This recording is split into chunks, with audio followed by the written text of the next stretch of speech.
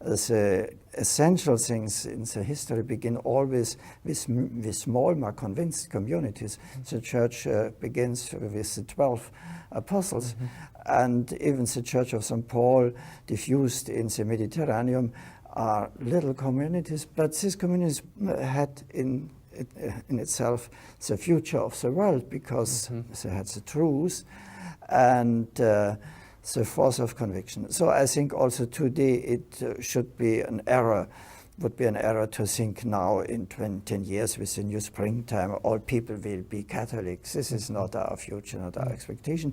But we will have really convinced communities with elan of the faith, no?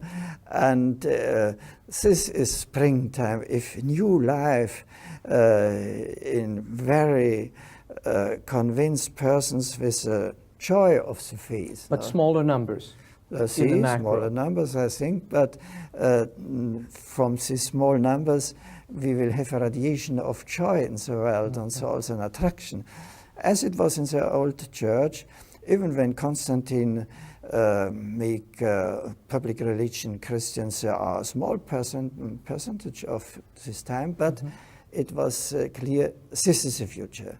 So we can live in the future. This gives us the way in a different future. And so I would say, if we have young people really with the joy of the faith and with the radiation of this joy of the faith, this will show to the world, even if I cannot share it, even if I cannot convert it in this moment, here is the way to life for tomorrow.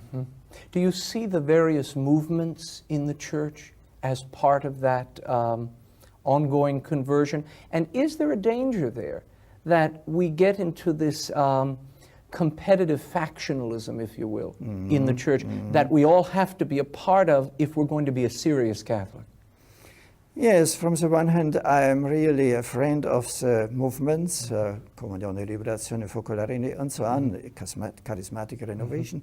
I think this is a sign of the springtime and of the presence of the Holy Spirit today, who give new charisms and so on.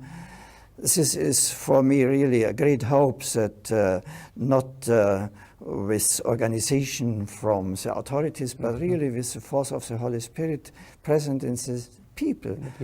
We have movements and new beginnings of the faith, new forms of the faith.